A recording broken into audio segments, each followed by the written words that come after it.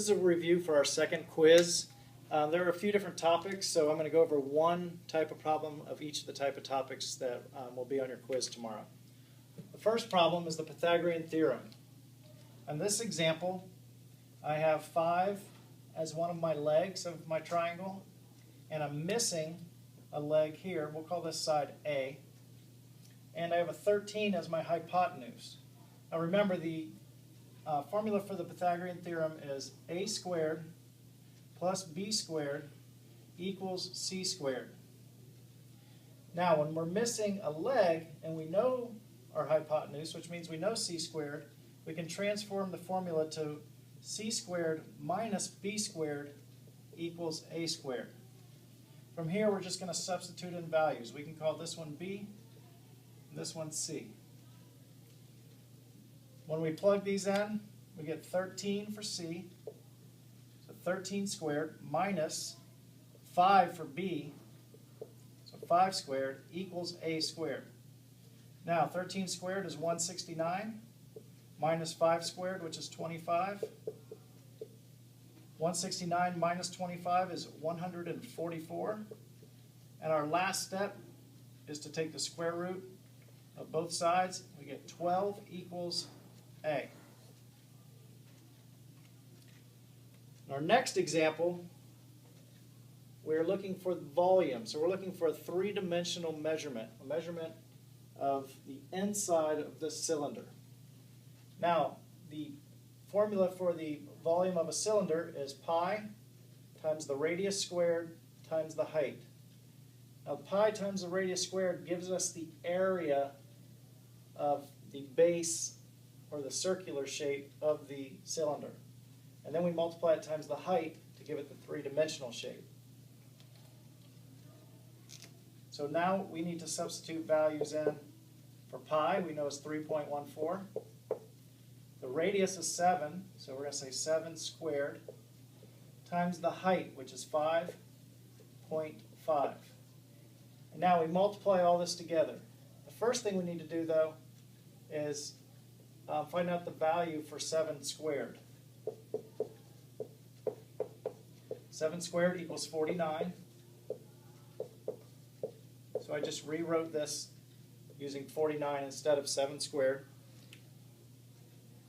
We multiply these two numbers together, pi times 49, and we get 153.86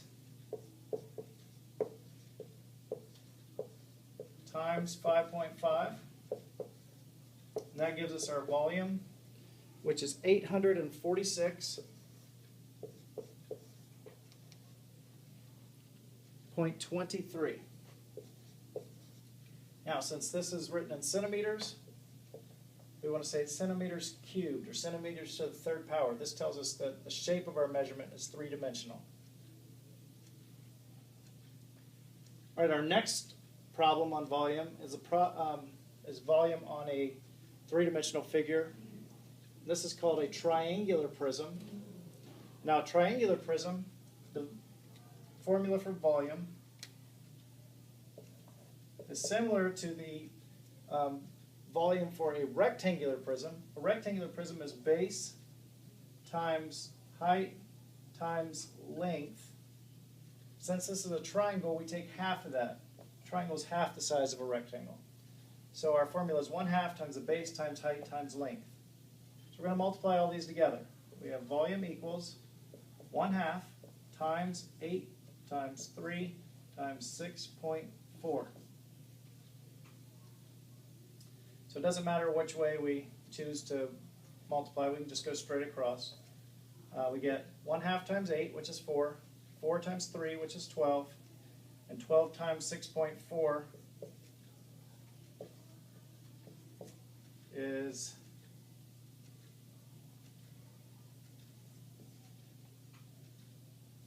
76.8. So volume equals 76.8, and that's centimeters cubed.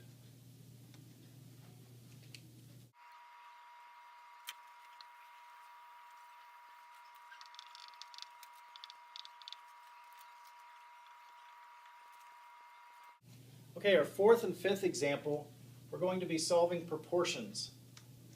In example 4, we have 3 over m, or 3 divided by m, equals 8 divided by 13. So in order to solve the proportions, we can use a method called cross products, which means we're going to multiply across the equal sign, numerator times denominator, and this denominator times the numerator.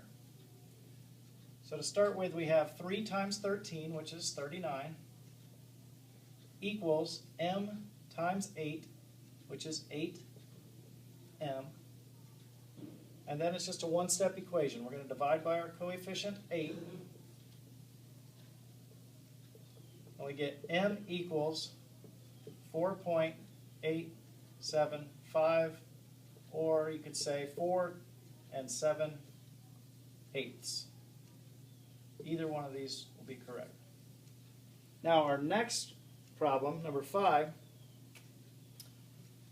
similar. All I did different here was I put the variable as a numerator, but you still solve it the exact same way. So in this problem, we're going to do cross products across. Now there's one thing you have to be careful for here. We have a negative 3/4. So what I like to do is I like to keep that negative with the numerator. So I'm going to say negative 3 times 22, which is negative 66. And then positive 4 times m is 4m. Now we divide by the coefficient, 4. And we get an answer of negative 16.5 equals m.